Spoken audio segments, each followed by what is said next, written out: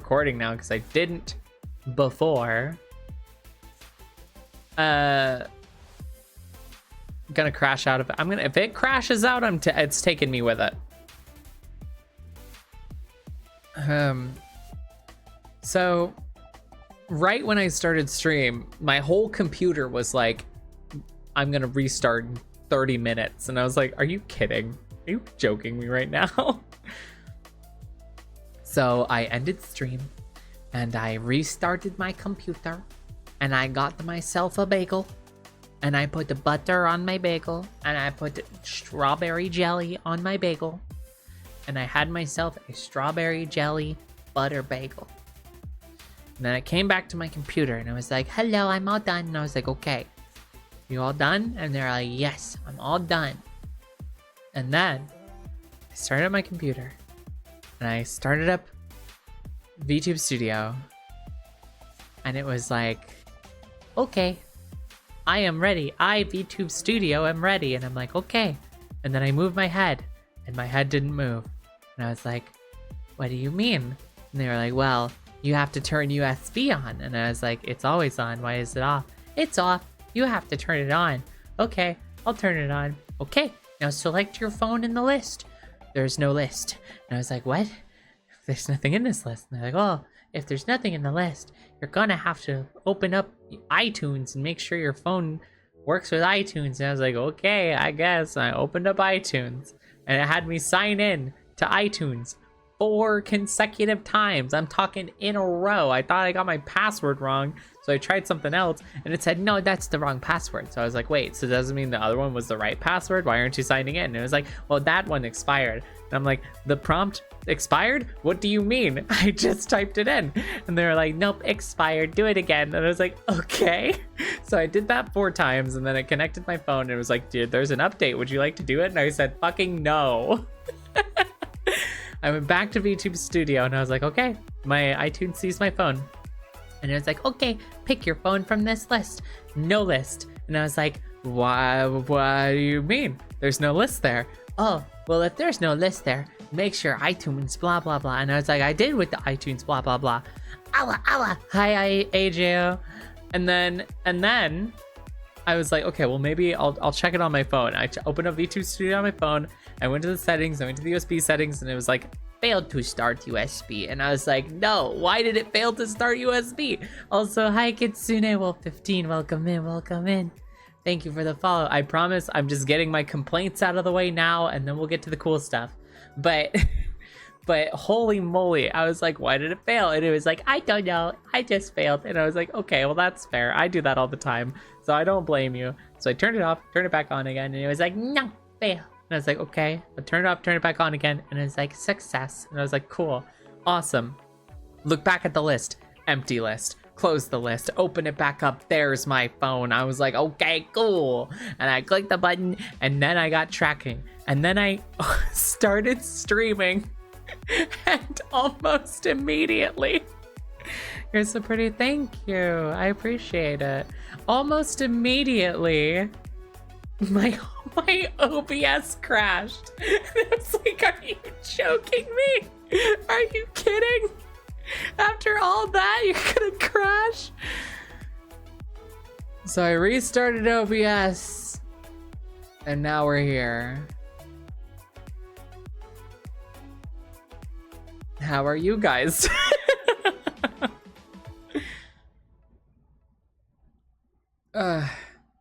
So that was the journey to get this one stream up and running. I was watching my good friend play Sims 4 not like an hour ago, and it was a delight. And then my computer was like, no, time to have problems. And I was like, why? It's time to have problems. And I was like, okay. Could we not? No, time to have problems. And I was like, all right. Cool, I guess. Compared to all that, I'm doing great. Here's the thing.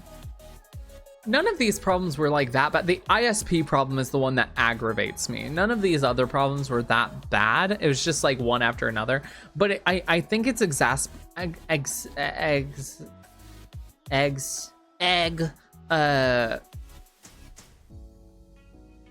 exacerbated, I think is the word I wanted. Anyway, I think it's made worse by the fact that I do IT for a living. And so it's like having a, you know, it's like if you do if you're a mechanic or like a maintenance person, if you're like a maintenance person and you come home and your sink doesn't work, you're like, I just clocked off. I'm not fixing no more sinks today. That's how I feel sometimes when I clock out of work and I'm like, fuck you mean I have to do IT on my own shit? What do you mean I have to do IT right now? I just clocked out. You're supposed to work. But I'm a VTuber, so I exist in the scuff. I was molded by it. But it's not all doom and gloom. I'm going to talk to you guys today about a lot of things, including my weekend. I had a very fun weekend, super packed, super cool, and I want to talk to you guys about it. Also, Strap, that's very sweet. I just noticed that literally the bright part of my entire week. Aw, that's so nice. Oh, yeah, thank you. I am going to post on Blue Sky also that I'm live again because it's time for real. Twitch.tv/Sarastostostos.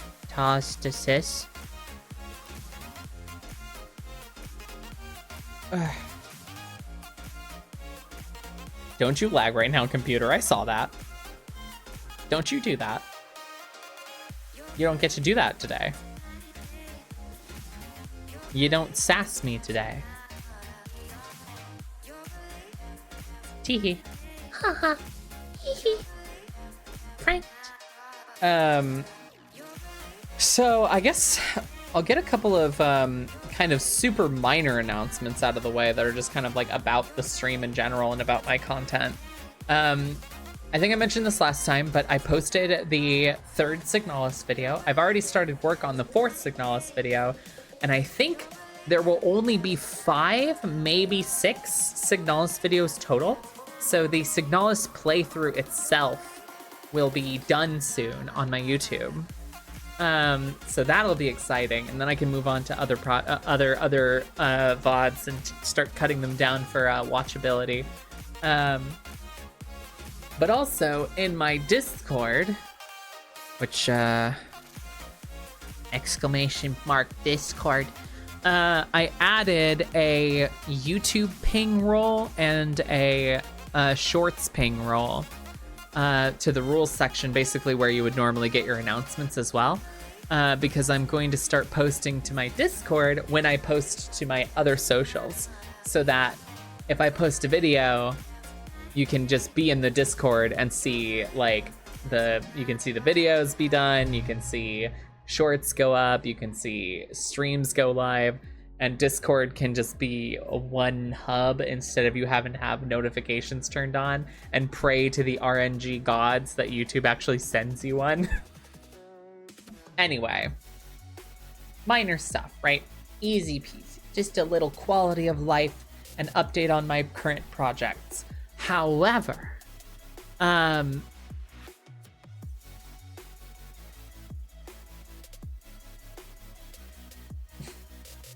you ever just start a sentence? However, there's also going to be a couple of cool things added to my stream. I still have to figure it out. I wanted to get it done before my next stream, but I didn't, and I'm sorry. But you ever just...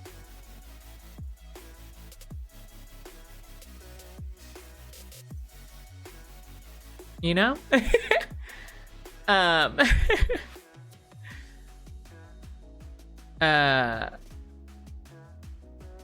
yeah, there's gonna be cool stuff added to the stream as well. I have a little thing that my friend Moko got me. It's a little oh my god, words. Why are words so hard? It's a little Magic 8 Ball redeem thing. I'll figure it out and get it added. Other than that, I think that's all the minor stuff. And we can kind of jump into the fun stuff. The fun stuff being the stuff I did this weekend. So I feel bad. I feel like it's gonna be a lot of me yapping and bragging about the cool stuff I got to do this weekend.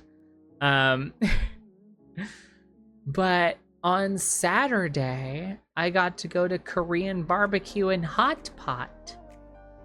I don't know if y'all have ever been to Korean barbecue and Hotpot, but let me tell you something.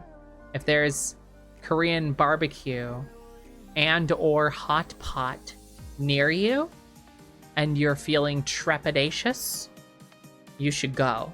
So good. Hey, VD, yes, so good. It was so fun too. So there was this place that does both. Sarah's been to Korean barbecue tons of times, but she's never been to Hotpot. And so she took me over there, and I was a little bit intimidated because I was like, I have to cook my own food. I don't even know. No, what if I do it wrong? What if I give myself food kill, death poisoning?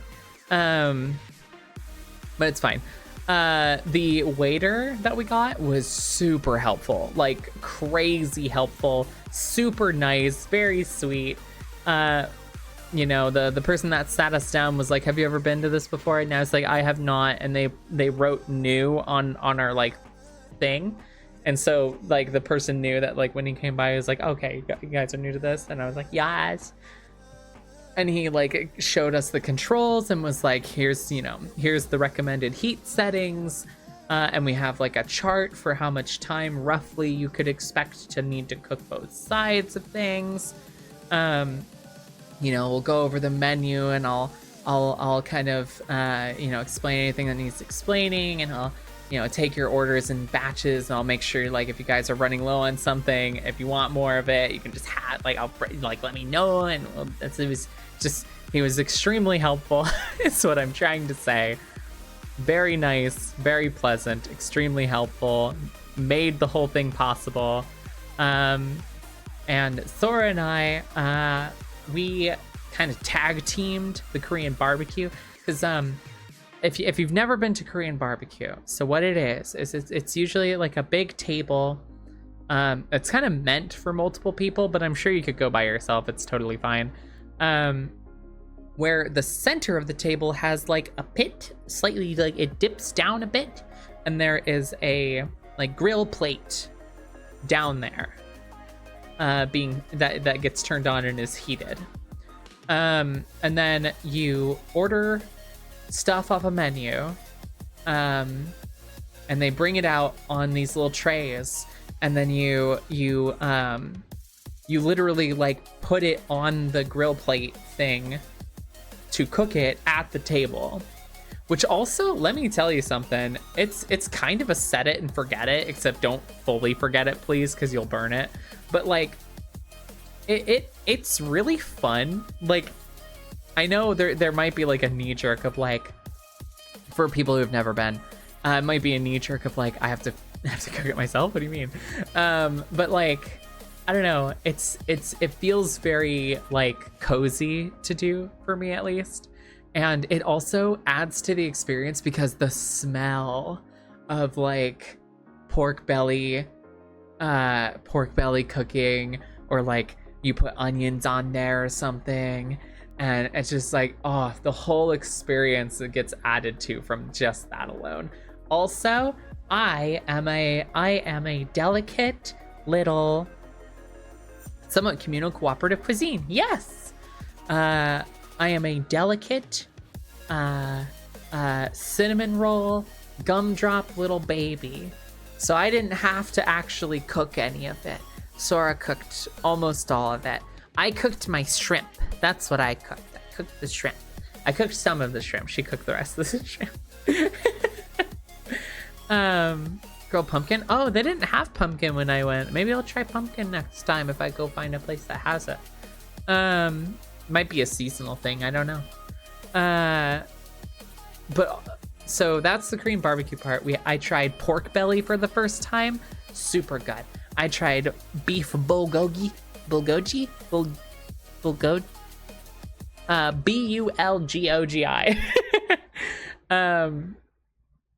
It, like, the way they season it, so crazy good. It's so good. I really don't like a lot of like American barbecue foods. I don't like ribs. I don't like a lot of pork foods. I don't like pork chops. I don't like steak. And a lot of it is like some of it's personal experience, because a lot of the stuff I've had ended up being kind of dry. But even with the not dry stuff, I really hate bone-in food, and I don't want to say I hate it. I am greatly inconvenienced by bone-in food, and I really just don't enjoy having to chew through my meat. You know what I mean? Like, obviously I chew it, but like if it's, you know, if it's a jaw workout, I don't like it. I do not like tough meat. And so many times people have told me, no, this place's steak is melt in your mouth. And I was like, then why am I still chewing? Nom, nom, nom, nom. I should be done with this bite now. If it's melted in your mouth, you are a liar. So, but yeah, like, bulgogi, my beloved, yes.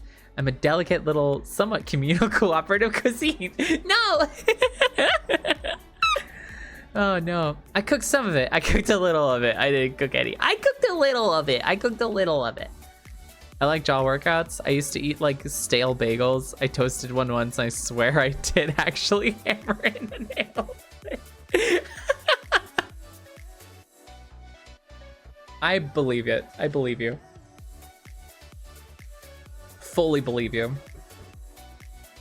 But yeah, so I had pork belly. I had they had this garlic shrimp. So good. Oh, so good. You know, beef bulgogi was really good. I almost didn't have any, and then when we were getting kind of our last orders in, she got an order of it just for me to try, because she was like, no, you have to try it. And I was like, okay, I'll try it. And it was so good. I'm glad she did that. Trying to think of what else we had that was the Korean barbecue. I don't know. It was just, it was so good. All of it was so good. They had this, they had like a miso. They had like a miso pork belly. That was so just, to die for. Two food experiences that I've had where Sora facilitated the first time I ever experienced it. Sushi, and now Korean barbecue and Hotpot. Both of which are in my top 5s. You know what I mean? They also had this self-serve sauce bar. And it had all sorts of like little appetizers. It had some pineapple. It had some other stuff, and it had a big old set of sauces. And I took this Korean beef sauce, and I poured it into a bowl, and then I added some green onions, and I added a buttload of garlic, and I stirred it up real good. I always make the hottest sauce I can with mine. Yeah, you and Sora both. Thank God we got our own hot pots. Oh my lord. Yeah, I do not handle the spicy that well. But I loaded it up with garlic and green onions in this beef sauce, and I'll tell you what I used it for later.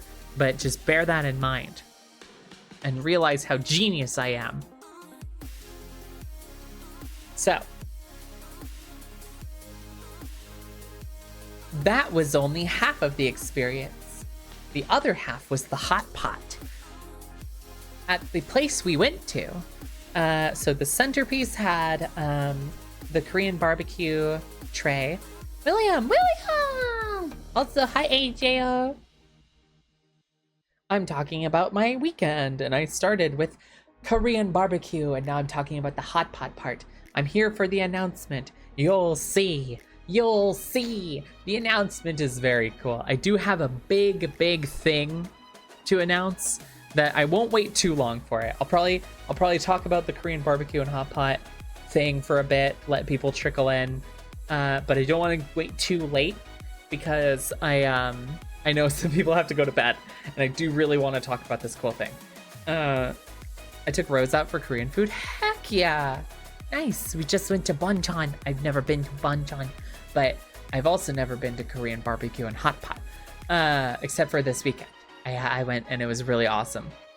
So the way the hot pots worked is they had these hot plates that were smaller and like embedded into the table, and each like spot had its own hot plate. There were like 6 total or something in this booth, and a Korean fried wings place. That sounds so good. And they're like, okay, flip the menu over. Here's the hot pot stuff. Everybody gets their own, and at least the place I went to, everybody got their own. And you picked a broth, and you could pick a bunch of other stuff to put in it. And they showed us how to control it. He even turned mine on for me. It was very sweet. I might have been lost otherwise, but I love miso soup. I love miso soup so much. They had a miso broth hot pot starter thing, and I was like, oh, perfect, miso.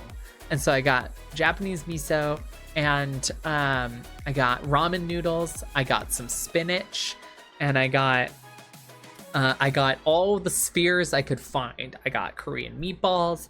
I got lobster balls. Sora got squid balls. It's called miso because you say miso happy to eat this. Yes. I got crab meat sticks. I got I almost called them pot stickers. They're called gyoza. I got gyoza. I'm so used to calling them pot stickers, like colloquially, when me and Moko live together. Oh my god. Yeah, no, I got gyoza. What I did was I put gyoza, yes. I put the spinach in with the broth pretty early, and it added just a little bit to the flavor of everything I did. So, what is hot pot? Well, it's a pot full of stuff that's hot. So you get your broth up to a boil, and then you just dunk whatever else you got in there. And that's how you hot pot. You just dunk it in like it's a gosh dang Oreo and milk until it's nice and done. And then you munch on it. And then you scoop up some of your soup and put it in a bowl and you slurp it. It's so good. It's so unbelievably good. I normally, back in the day, I would eat maybe one meal in a day. Like I had a huge problem with food. I honestly think it started near the end of high school for me. I recently had that realization of like, oh yeah, sometimes I would just go hungry, which is not good. You guys should always endeavor to eat multiple meals a day. It's very important for your health. I casually drink the broth, truly medicine, right? Oh, yes. Yes, indeed. But after that, I would eat like maybe a meal a day. And then it got up to like, yes, I will eat a meal in a day. Recently, I've gotten a little bit better, and I've started to eat like between 1 and 2 meals a day, where I'll like eat a meal that's like definitely a meal, and then I'll snack throughout the day, or I'll have 2 distinct meals. I've been doing a lot better recently. This day, truly, I unlocked my appetite. I don't remember the last time I ate this much food in one sitting. I was in heaven. It was so good. Love to hear it. Yes, thank you. And it was all you can eat, and we ate all we could. Hotpot does that, and it's all decently good for you. Yeah, it's like all of it's like there's fish and there's I had some spinach and I had some onion and I had some meatballs and I had some bulgogi. Self-care is important, yes. Speaking of which, I should take my meds. I almost forgot.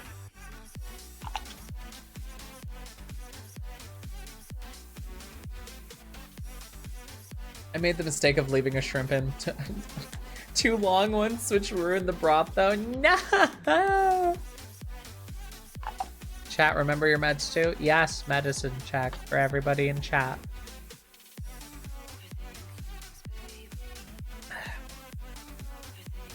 Now, I don't have ADHD. But that doesn't mean I have eidetic memory. And I have a lot of people... Wait, you don't? No. I've had... There have been several people that think that I do just because I have a lot of friends that do. And when I'm around a group of people, I tend to match vibes. Oh, thank you for the headphones. But that doesn't mean I have an eidetic memory. Unless the wait you don't was the eidetic memory thing. Glad one of us has a real brain. One of my friend groups that was almost entirely people with very varying forms of like ADHD and other things was basically they basically were like, okay, Saris is like the designated rememberer. So I would always like take note of when conversations went flying off the rails. And I would be like, as soon as they got done with their tangent, I was like, you were talking about the guy you were talking to last weekend, by the way. And I was just like, I'll just rope them back in. Association DHD.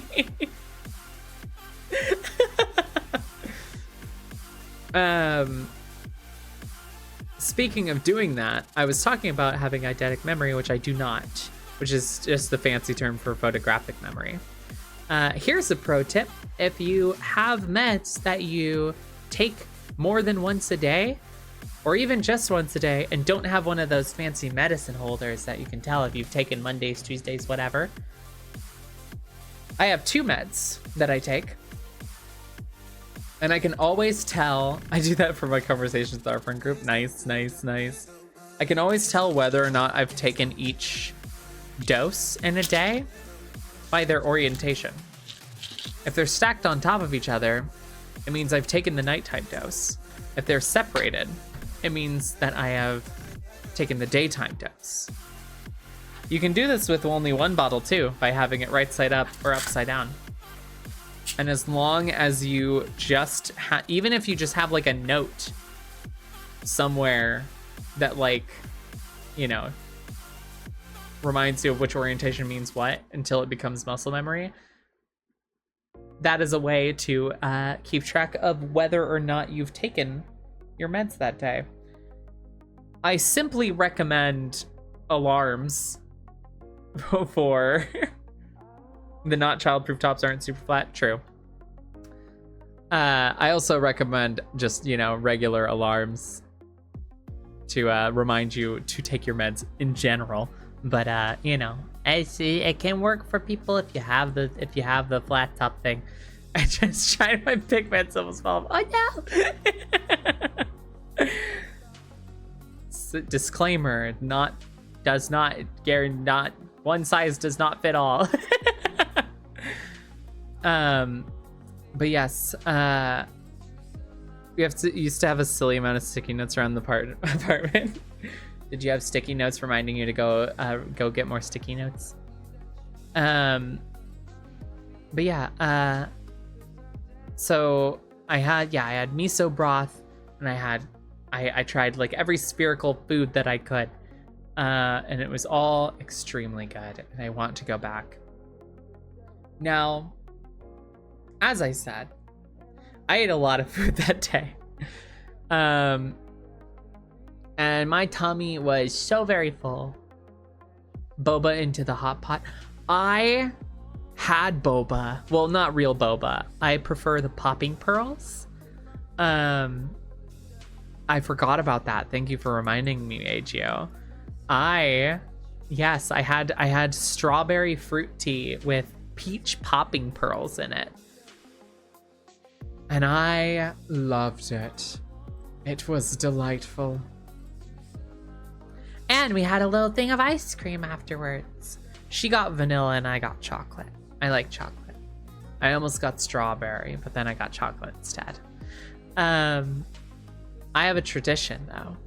After eating a big hefty meal, I demand to walk it off a little bit before going and sitting in the car. So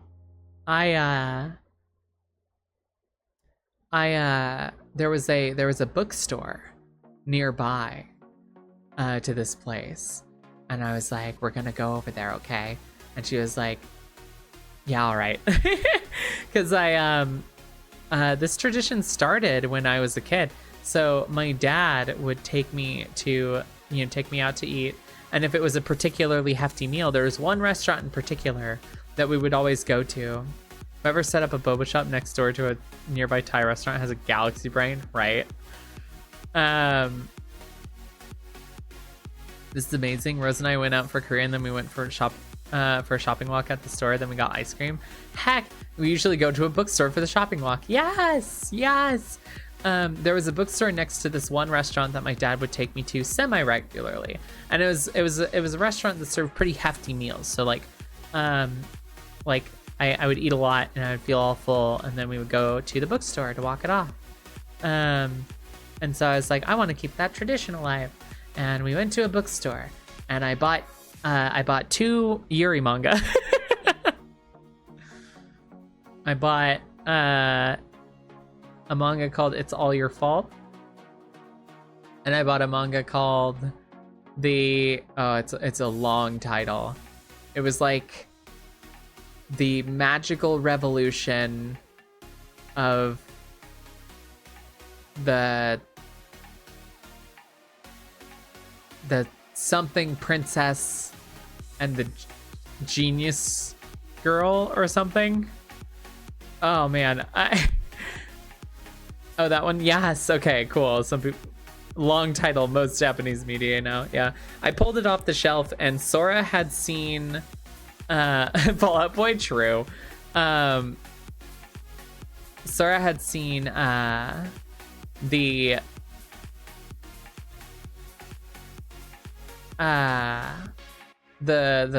anime, I guess. It had an anime adaptation of that one. She was like, oh, it's so good. And I was like, okay, I'm buying it.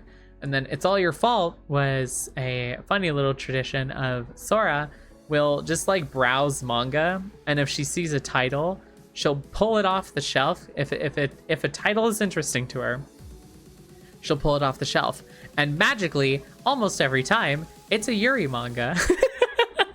So she saw It's All Your Fault, and like it was all stylized and stuff. She was like, huh, what's this? She pulled it off, looked at the cover, and then looked it up and was like, yep.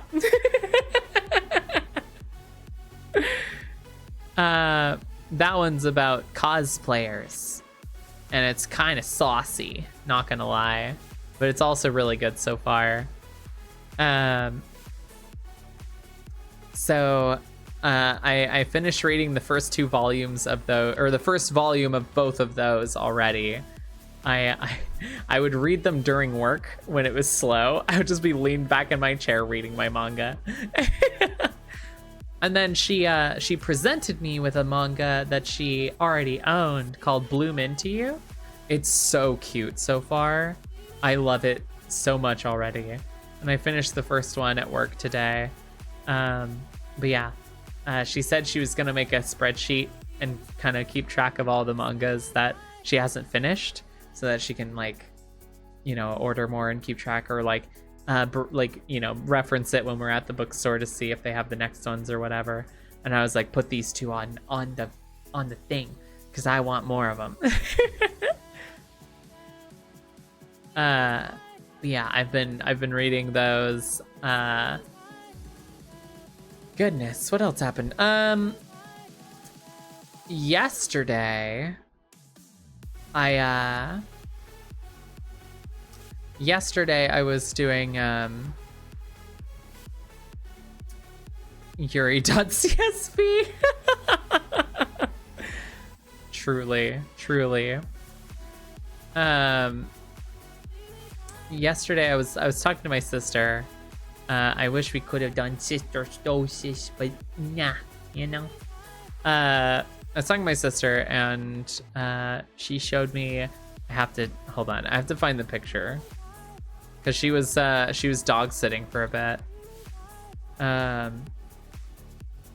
Hold on. Where's the picture?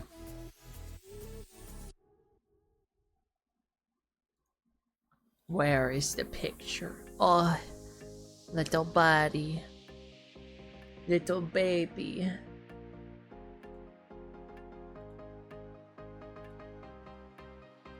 Hold on. Hold up. Pause. Wait a second.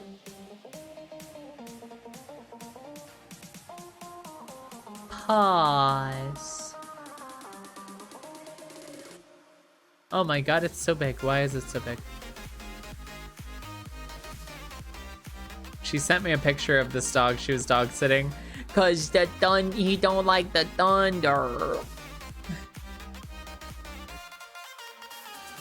Look at this. Look at him.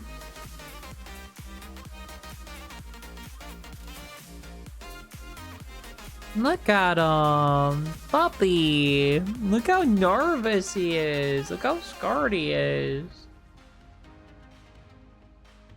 Woof. Bow bow. You know? Thank you for the headpad. I'll put the headpads on him. Did you acquire a woofer? No. So that was my sister was dog sitting yesterday, and she sent me that picture, and I was just like, even without knowing the context, because the context was that he was getting a little spooked by the thunder. I was like, he looks so scared. He looks so nervous. Oh no. But I just wanted to share that picture. In other news, D&D, my D&D group is gonna start up again soon. Puppy!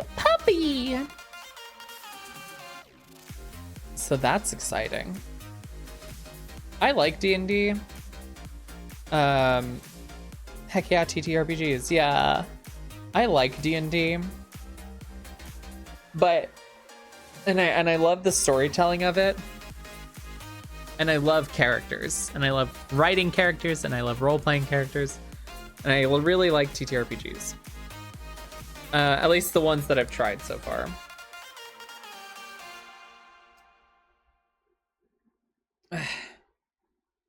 However, with D&D specifically,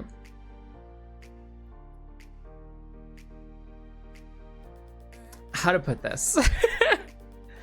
With D&D specifically, it can kind of feel a little bit difficult to like fit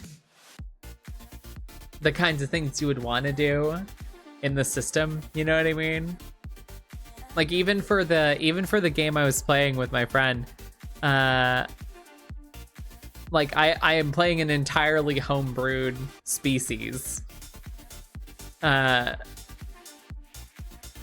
like that, like thank God people have already homebrewed these things, because doing it myself would be a nightmare.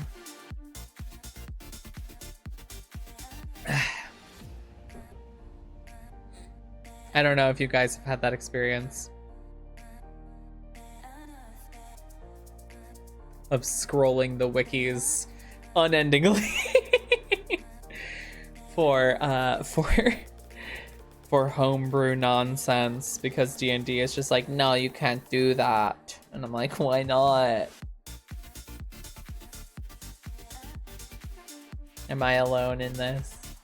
I admit I'm not very experienced with TTRPGs.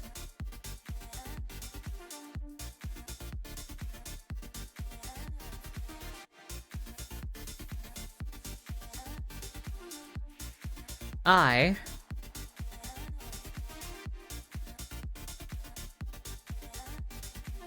hold on. I need to check on something. I'm going to run an ad real quick, and I'll be right back. Sorry, I need to check something. Oh no, everything's fine. I just have to check something. I'll be right back. Ugh. Oh my god, my cords are all tangled.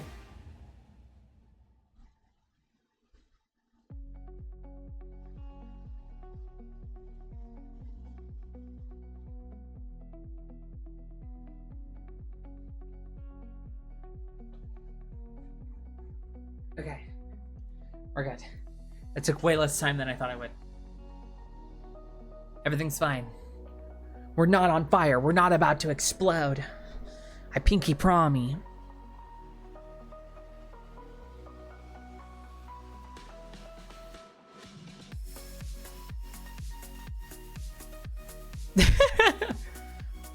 This is fine.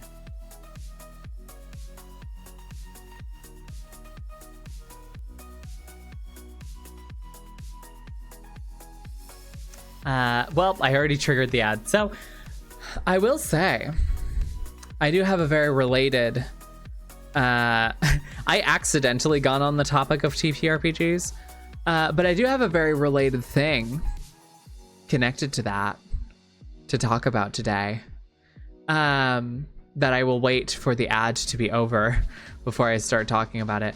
But it is indeed my big announcement. I guess I got on the subject of D&D and TTRPGs because it's been on my mind for a while. So in the back of my brain, my brain's just like scrabbling at the walls, like, let me talk about it, let me talk about it, let me talk about it, let me talk about it. So I hope you are hyped and I hope you are excited. Because it's pretty cool, honestly. And I've talked about it a little bit already in previous streams. But this is a little bit different. It's a little bit different this time. It's exciting. I don't even know what to title this segment. I probably should have thought about that.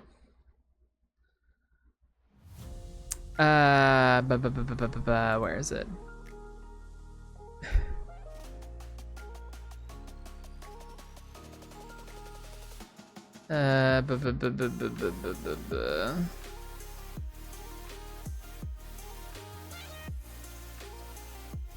Where is it?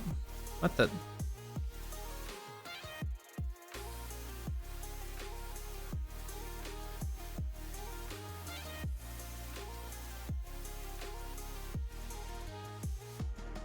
Sorry, I'm looking for something in specific. Hi, Scarlett. Hello. Oh, Scarlett, you can tell, wait. My Discord is freaking out. There we go. Okay, that's what I was looking for. Oh, I see. Understood. Gotcha. Who in here said heck yeah TTRPGs? It's time. Yes. My big ol' stinking honkin' announcement. Some of you may recall that sprinkled throughout my previous streams, I've mentioned that I've been helping out someone with a TTRPG themselves. Today is particularly special because I have actually been sponsored by this TTRPG that they're making to talk about it for a bit. And I am vibrating with excitement. Yes. Some of you may have noticed that there is a branded content tag in the top left of my screen right now. Or maybe your screens. I don't know. I don't know where Twitch puts it. But yes, that's the announcement.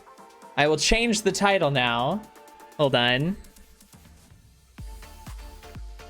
I totally noticed that and been just dying.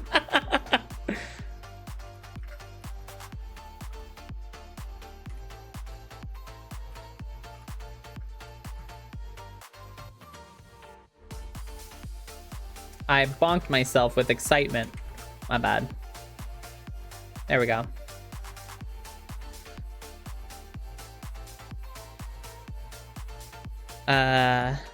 I guess I'll just put that as sponsored in the title. So, about this TTRPG. I've been helping out with this TTRPG for a while, mostly out of just genuine excitement myself. So it's almost surreal that, like, yes, disclaimer, I have been paid money to talk about it. However, what I'm about to say comes from a lot of just my experience. Literally, it is my experience with this game. It is, as the title suggests, called Project Ascension. It is a tabletop role-playing game. And the way that I've described it to myself and to other people that have been playing, testing it out and play testing it, is it is literally homebrew the game, which is why I found it funny that I brought up D&D earlier by accident, because it was just like burning in the back of my head, I guess. This game, honestly, let me just read the blurb that they have, because they provided me with a little blurb that I think they're going to be using as their kind of copy that they'll put on like a website or social media or what have you, to describe the game, because it is pretty freaking on point. Also, let me do this real quick. Those are their socials, if you would like to follow them, which I highly recommend.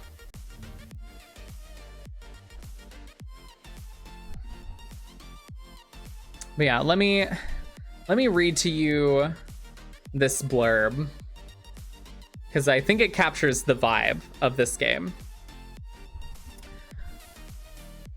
Remember when you were a kid and every branch that you found was a sword or a gun that would slay legions of imaginary enemies invading your backyard? And as you grew into more mature iterations of play, some TTRPGs restricted your imagination in the name of realism. But they have set the rule of cool as the standard. They shift the focus from asking, can you do this, to how can you do this? And if that's your niche, then yes, Project Ascension is for you. The foundation of rules that they've built are designed to both clarify and quantify your experience in their main setting, Heaven Sent City, where every soul has its place, but you can change that. And I think that last bit, that you can change that, is at the core of this game. I was brought on to help play test it as just a player months ago, back in like September or August or something, and I did not foresee that by July I would be doing this, but they've made such enormous strides, and they've been obsessing over it. Rift Legacy, who has been on my streams before, very good friend of mine. Lightning, who's in chat right now, also a very good friend of mine. Literally like eat, sleep, and breathe this game. So the whole like early access problem that a lot of games, both digital and analog, kind of suffer from, I really don't think it's going to be much of a problem. And it's been insane watching the design process for this game, for a TTRPG, especially because I came into it knowing very little about TTRPGs. I came into it as someone who has played D&D once and who has watched Dimension 20. But even with that, I've done a lot of creative writing. I love writing fiction. I love writing characters. I love the idea of playing characters, role playing, voice acting, and the sheer customizability built into the game is kind of unfathomable. It legitimately is it is homebrew the game. It is the tools to homebrew whatever specific thing you want to make work in the system are built into the system. There's not set classes. There's no levels per se. The example of starting characters that's been used in the playtest has been kind of like a point buy system, where you have, you know, a certain number of attribute points that you assign to the main attributes that then, you know, put points in certain skills, just like you would think for like D&D. You know, your int goes into your investigation, or maybe that's wisdom, I don't remember. Hi Fusaku. I die. Okay, bye-bye. But in addition to that, the way that the gear, I guess, the equipment, immediate, and the various mods, which I would argue mods are probably the thing that is closer to leveling up in this game, since the game itself is a sci-fi fantasy. It's a very futuristic fantasy story, and so a lot of the actually all of the characters are basically robots called frames, and very, very warframey. And the way that the flavor of upgrading oneself is in the form of various tiers of mods, and each tier of mod can do various things, including give you unique abilities, which is where the customizability goes crazy, but also varying levels of stat increases in a bunch of different stats. And so when you get down to the nitty gritty, especially at like the higher level, quote unquote levels, the fine tuning you can do to a specific kit means that most characters will end up extremely unique. And that's been the case. That has been the case. I have made, do you want to know how many player characters I have made for this game just in the playtest? And yeah, several of these characters were made by me just to try and push the boundaries of specific stats or specific skills in order to help playtest, help find problems so that the devs can fix it. I've made like 25. And they are all completely distinct.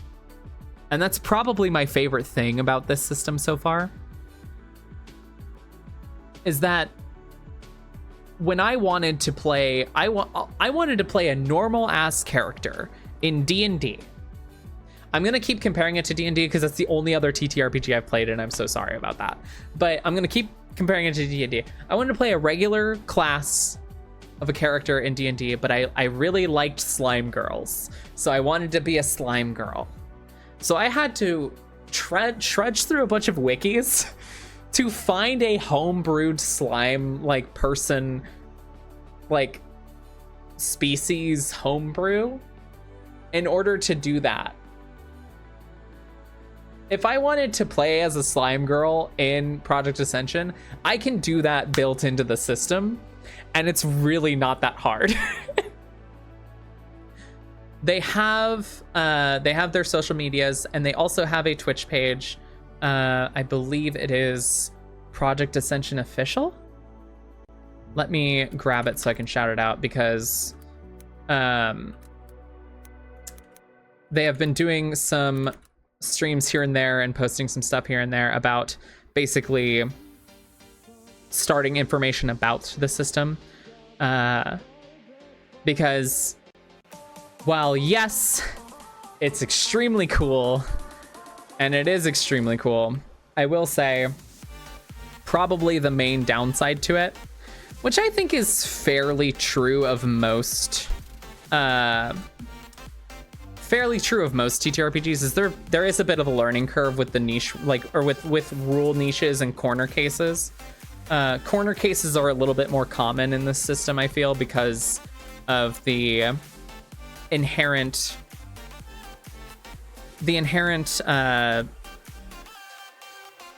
breadth of abilities that can be used,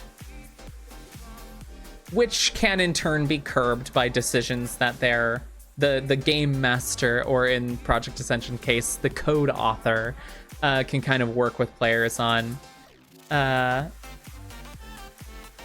the other thing, besides sheer customizability, which again is probably my favorite thing, and I will keep harping on that fact, because you can have a Nier Automata character next to Reinhardt from Overwatch, next to a character based on a fighting game, next to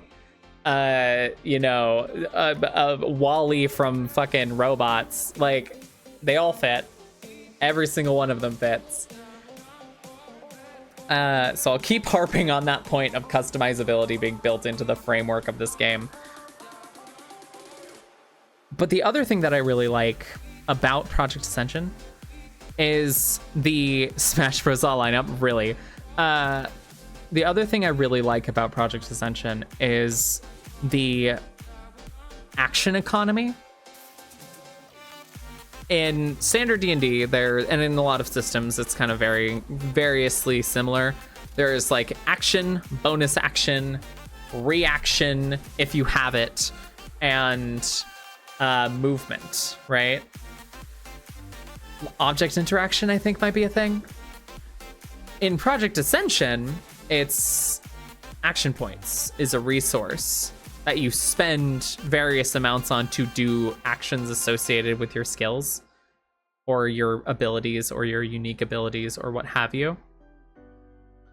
So in theory, you know, if you're standing right next to a dude and you have 5 AP, you could just attack 5 times. You can just do that. However, there are also a bunch of things that are essentially reactions that take the same resource. So there are active defenses in this game, reactions to attacks. So it is not just 2 meatballs standing at each other until one of them hits the, you know, the number to hit and rolls high enough on the dabblage to kills you, and then I pass turn, and then you whack me, and then you pass turn, and then I whack you, and then I pass turn. It makes for a very like interesting decision tree in combat of like, you know, my positioning matters. I might be able to move a lot, but like where I end up matters, because there's a bunch of enemies, and how much AP will they have left, and how much should I save, how much should I try and do extra stuff with, should I take the risk on doing this ability that could pay off but leave me with 0 resources left if it doesn't, you know? And there's actions you can do to hinder enemies outside of your turn. There's actions that you can do to help your allies outside of your turn. As a result, the Zach the Bold skit about the cleric that was just looking down at his phone, and then he looked up and everyone was dead, and he was like, I cast mass healing word, I guess, and that's my turn, and then he looks back down at his phone. That doesn't really happen in Project Ascension. Because your turn is kind of like you have access to some resources at all times, essentially. So there's not a lot of passivity in the game, which can be overwhelming, but once you get used to it, makes for some insane stuff. Genuinely insane stuff. I remember so distinctly, so incredibly distinctly, the moment I got hooked on this game. Lightning and Rift pulled me aside and was like, hey, we're just starting out. Like, literally, the playtest server was like them and like 2 other people, maybe. And so I got in at the ground floor, essentially, I guess. But they pulled me aside and was like, hey, we would love to construct basically just sort of a quick one-shot combat scenario session with you. We'll help you make your character, and we'll take you through this session so you can kind of feel out how the game feels to play. My very first experience as a player. So we built my character. It was super fun. She was she was like a pop star with like a scythe. And she used her main skill that she used a lot of was called media, which is a lot of the persuasion and coercion and kind of the charisma style skill to hinder or assist with rolls, make them better or worse for allies and enemies, etc. But she was really fragile. She didn't have a lot of defensive stuff. And, you know, we started slow. We were just like attacking a couple enemies, showing like, oh, here's how attacks work. Here's how active defenses work. And it was fine. It was cool.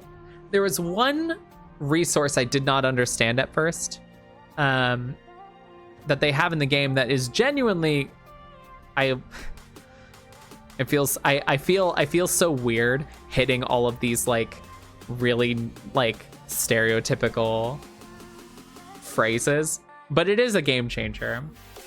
A resource in the game called heat tokens. One of the things that this very limited resource can do is interrupt.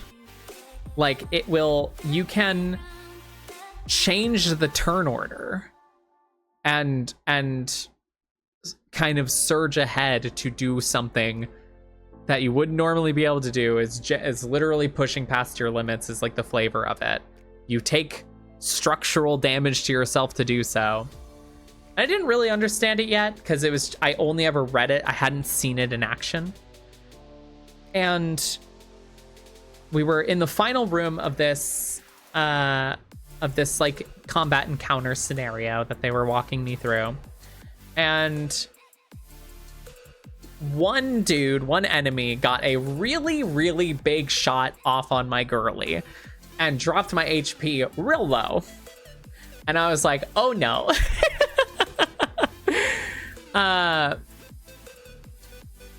Truly showing off how this resource worked. Rift had his character, first of all, Lightning had his character throw up a smoke screen literally on top of the guy. Like a Valorant cold wall, basically, of smoke on the guy so he couldn't see. And then Rift's character using a heat token to kind of be like, I'm making it my turn and I'm about to do something crazy. He jumps over the smoke wall, smashes the dude that like hit my character, picks him up and throws him across the map so hard that he bounces off his friend in the cold wall and gets pinned against the wall with Rift's character's spear. And what that was like, there was like a leap action, there was an attack / landing thing that was a unique ability of that character, there was an attack, there was a grab, there was a throw, he threw the weapon too. Like, all of these actions, he got like a nat 20 on one of the throws and fully like shish kebabbed this guy. And just watching that whole thing happen, I think we literally, I joked about it at the time, but I think he literally started playing You Say Run in the Roll20 that we were playing in, because it was the most like anime, like, yeah, he punched it. That's right, he didn't throw him, he punched him across the room. It was one of the most cinematically anime over the top, like go beyond plus ultra things that I've ever seen happen.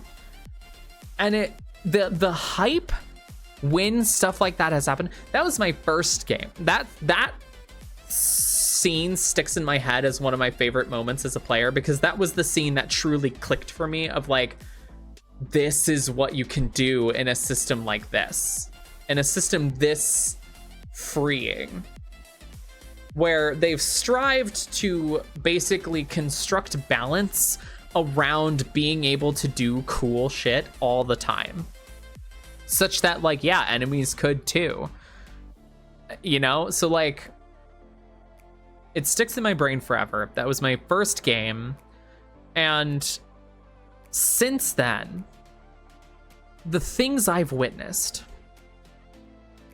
are mind-blowing. Partway through my tenure as a playtest player, I showed interest in GMing, in CAing, code authoring, running these one-shot missions for the playtest, because I'm a writer at heart. I love that. Hi, Miss Odd Voice. Hello, Deadfire. We're talking about a cool TTRPG system that I disclaimer, have been paid to talk about, but I'm also just extremely passionate about.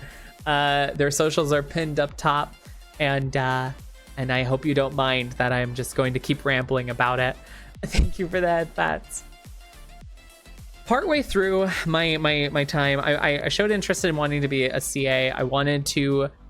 I had been interested in DMing for a while, but I was always a little bit too nervous to try that, and I didn't have like the people to do it with, or the commitment required was a little rough.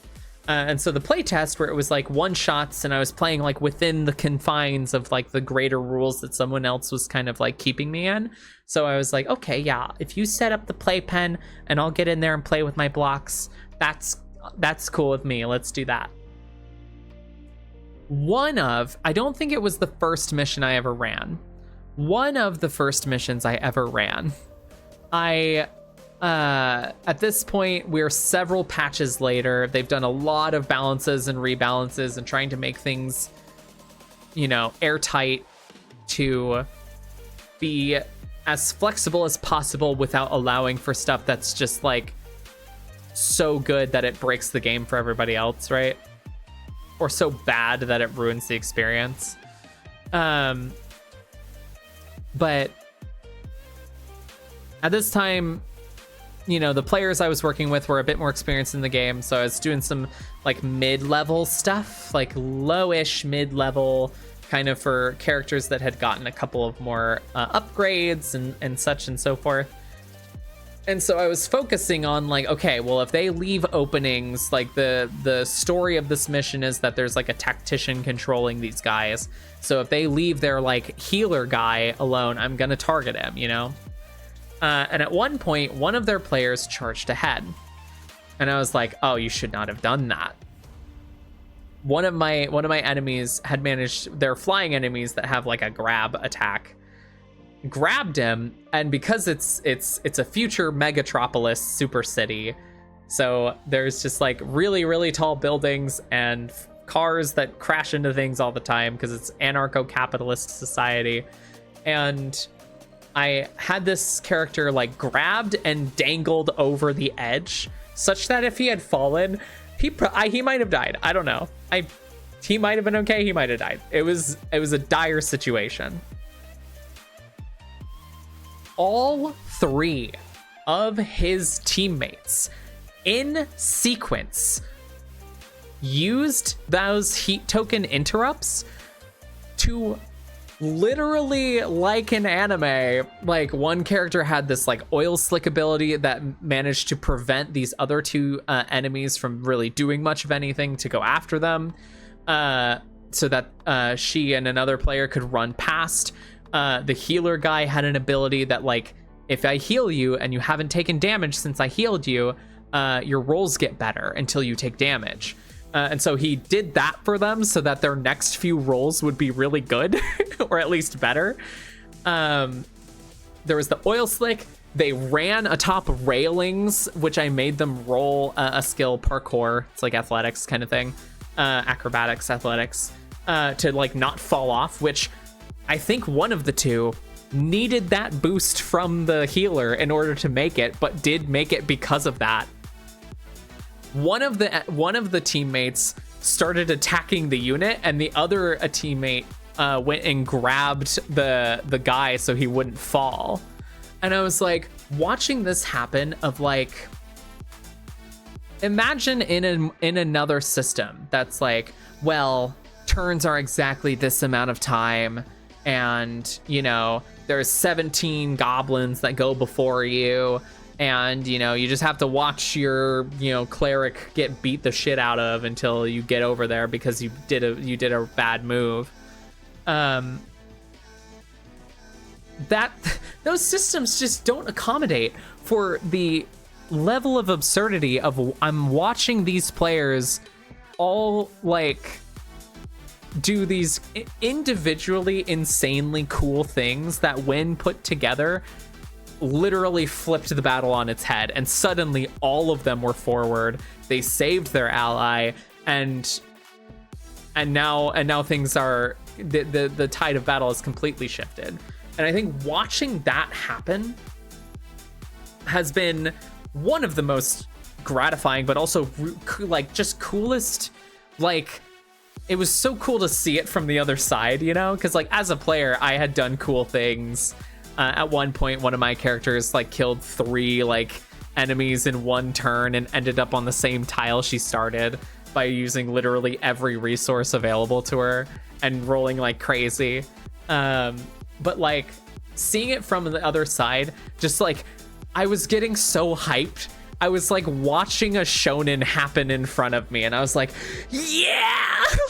It's like that meme of the guys on the couch just like, yeah. Like, the number of times I've felt that in this system are incalculable. Utterly incalculable. I cannot stress enough how much this system is indeed, like, literally, like their blurb says, it is the rule of cool. It's the rule of cool. That's the baseline. Like, gosh dang, it is. That's the system. You can make basically whoever you want to make. You know, their little blurb mentioned the like, can I do this to how can I do this? Genuinely, one of the coolest things about coming up with abilities for these, like, because again, I said a lot of characters have unique abilities, because one of the categories of mod that are kind of like more expensive or rarer that we've been starting all player characters off with in the playtest to kind of really showcase the breadth of what you can do are tier 4s. They're the highest tier mod, and instead of being stats or resources, because it's like tier 1s are like base, they're like skill stats and health and like energy, and then there's tier 2s, which are mostly movement and defensive stats. There's tier 3s, which is mostly resources, and then tier 4s are unique abilities. You know, they're things that are like, the rules say that you can't do this, but my tier 4 allows me to do this. And so while they're not fully quote unquote breaking the rules, it is like I can shift the rules as written for me in this specific instant. And that allows for just some absolutely wild stuff. Like, well, hold on, let me look through a few of the characters that I have made just to really try and impress upon you the wildly different things you can get going with this. Bend the rules in your flavor. Yeah, exactly. This system is literally built on the grounds of the rules of the game should not inhibit the story you're trying to tell. The rules of the game should facilitate it, should not restrict it, you know? And there are certain things that as a CA or as a GM, you're gonna say no to, and that's fine. But usually in those instances, there are ways to do something similar enough that you're not just settling for like, well, I wanted this, but you know, the closest thing I could get was this other thing. Like I wanted, you know, I wanted the ability to do this crazy thing, which was too strong. So instead I don't get to do anything like that. The way this system works is like, we could help you do this crazy thing, but we might have to increase the cost or put a limit on it of like, you can only do it in these circumstances, or you can only, or like you can do part of that thing and then you need another one to try and do the other part of that thing. So it's like heavier investment. And a lot of the balancing is around those types of things. So it's mostly, it's a lot of the design process for unique abilities is yes and. It's like, okay, yeah, let's take this idea and let's see how we can fit the rules around this idea. I have one character who has her tier 4, her kind of special ability is a weapon that's literally built into her, such that it is always being wielded. And the character has a like bladed tail essentially, and that's what that is, right? And it's like that character exists next to a, you know, My Little Pop Star media darling, which exists next to gosh, who else? A pirate shark whose unique ability applies a specific condition to characters or units, and when she does stuff around the characters with that condition, you know, she gets bonuses or what have you. Those two exist next to a character who honestly her stats are kind of piddling. She's a jack of all trades, master of none, who uses tiny like Hawk's My Hero style individually controlled feathers as both weapons and flight. And her unique ability is singing, and when she sings in a radius, she can restore resources to her allies. So she's like more of a support class. Also gains +4 to tickling. Right? Like, do you want there to be, do you want a spellcaster in your game? Make one. My tier 4 lets me shoot fireballs. How can I make that work? Okay, yeah, let's make it like cost this much AP, this much energy. It'll be, you know, here's your range, here's the AoE, the element attack is, or the element is fire. That could be an ability. Like you can shoot fireballs if you want, you know. So it's like, or if you wanted to be like, I want to be able to, there's a player character that's like, I want like Doc Ock arms that can grab people and hack them. It's like, cool. You know, you have tools that are essentially Doc Ock arms that give you a range to your kind of grapple, your halt as it's called. And then you have another ability that's giving you the ability to hack, you know, halted targets, which means you can grab them first and then hack them with your Doc Ock arms. Like,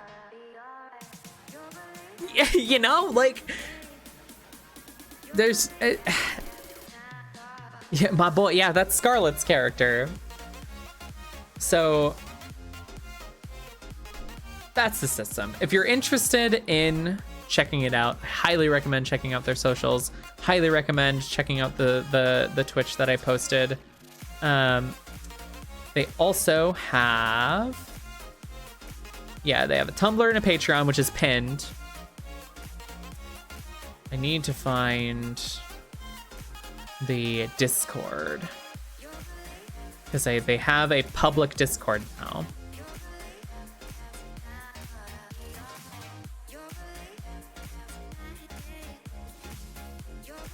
Found it.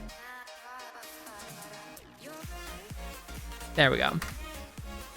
If any of my insane rambling has sparked your interest, and even just being like, okay, can I get like a less insane version of that? Can I get a more cohesive, like, can I see what the rules are? Can I see more stuff about it?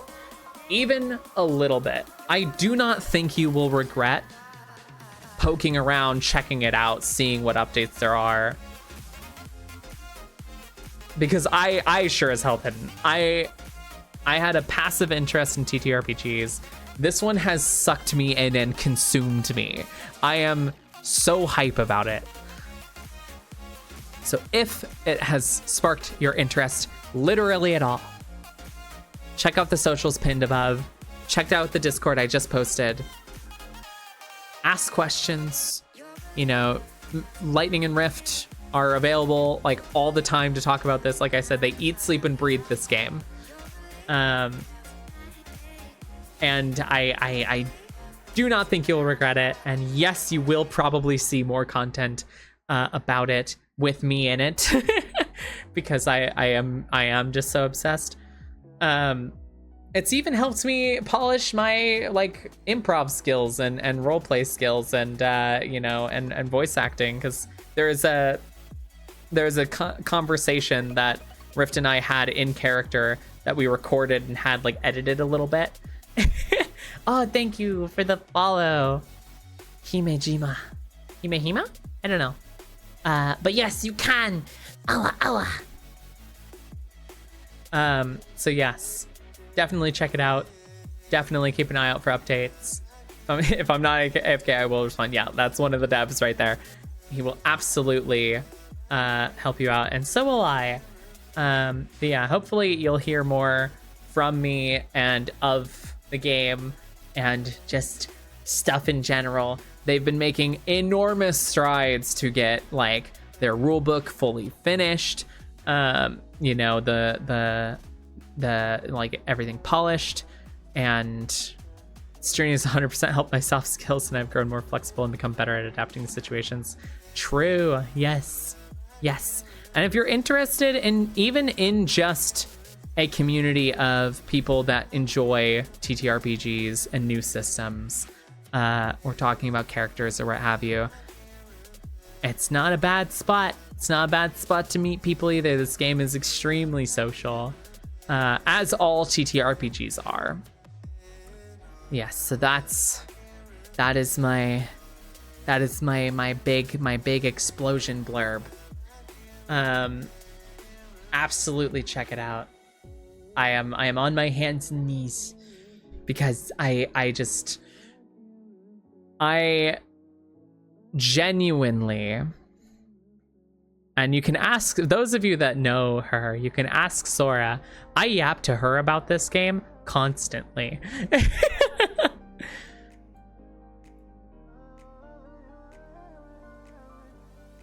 So yes, that is my big thing. That was my big announcement. And yes,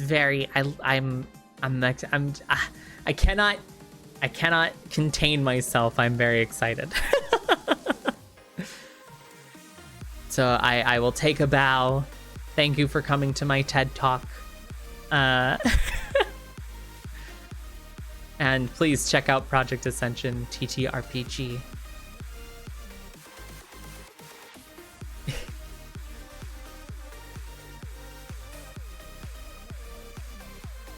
As we wind down from that, so I will we'll take this off so people know that we're done. Thank you. Yeah, well, thank you guys. It has been an absolute blast helping you guys out with this. And I very much appreciate the I mean, I literally sponsorship, I guess. It's been wild. I remember when they pulled me aside to talk about it, they were like, "We would like to pay you," and I was like, "Oh, what?"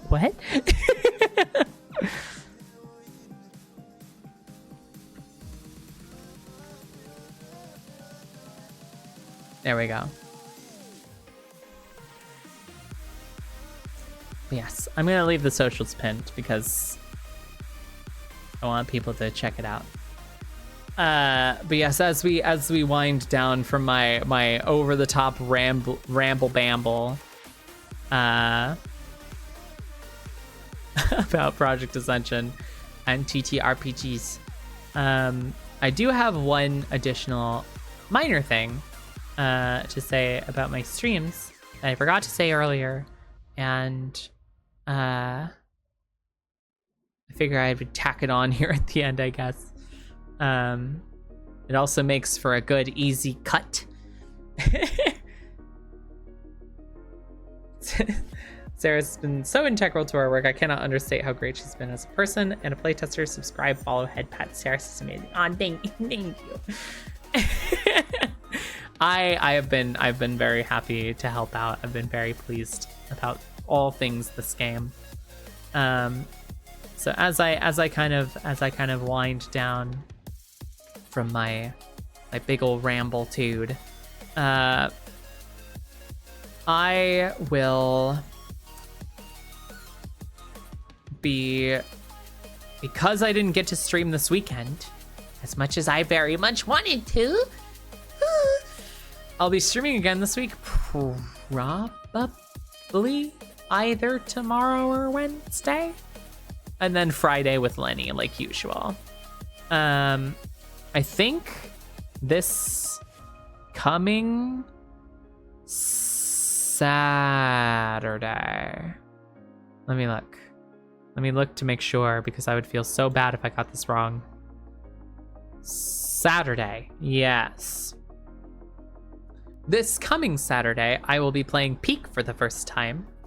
I've heard a lot about it. I've seen a lot of my friends playing it.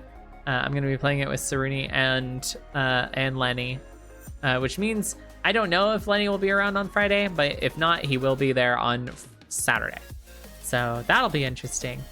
And then I also have, at some point, probably not middle of the week,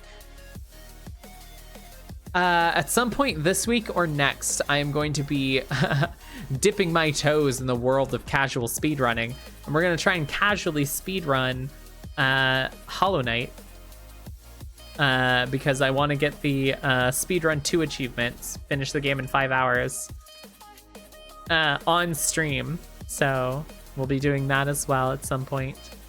And then, last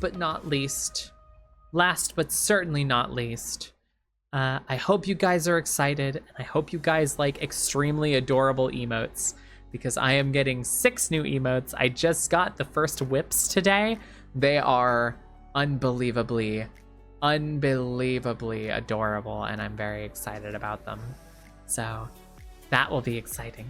New emote, Zippy. Yeah, Zippy. Also, hello, Lickops. Welcome in.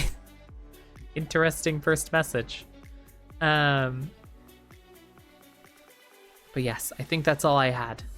I basically just wanted to gush about my weekend, about my Yuri manga, about my Korean Hotpot and barbecue experience, and of course the Project Ascension, which was the big announcement. Yes. Yeah, I think that's. Oh, also, I'll be working with my friend Tubular Troll to play an exciting game soon. I still have to talk to him about that. We're gonna be doing that, and I don't know when. We wanted to do it forever ago. We wanted to do it in like May. But yes, so look forward to that. I will have more details. I promise. I know I'm being super vague, but I will have more details when we talk about the details and actually get them. So, you know, just be vaguely hyped, and you can get more hyped later when you have the details. But yes, I think that is actually all I had. And I know, shorter stream, just kind of yapping, but it's also Monday, and today was really busy at work. So I am going to chill and veg out a little bit.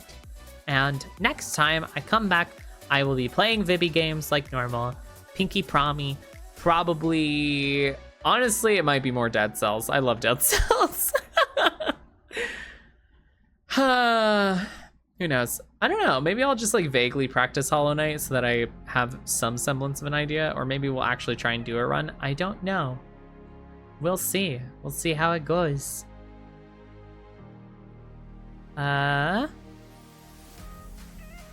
Yes. You know what? The Discord just freaking posted. I will also, because I am posting videos again next time on stream. Sarah's Stream Sis. These cells may kill me, but I'd become a Dead Cells. Oh Lord. But I have a YouTube because I'm working on the Fourth Signalis video. And I have a TikTok. I post shorts on there. I post clips on there all the time. Yeah, I'm doing my best to be an actual content creator. And I hope that you will continue to support me as you have been, because yes, underlings, you have been incredibly supportive.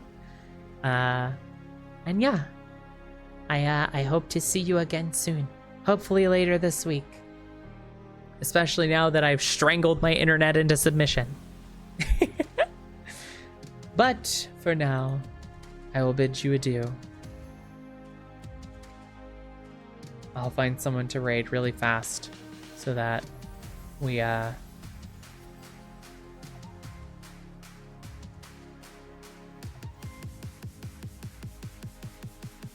don't get raided ourselves. You know what? Cinna's back from vacay. We'll raid Cinna. A fellow TTRPG head. And obsessed with Limbus stuff. And Project Moon and such and so forth. Alright. Well, that's it from me for now. Please check out Project Ascension, TTRPG, and I'll see you again next time. Bye-bye!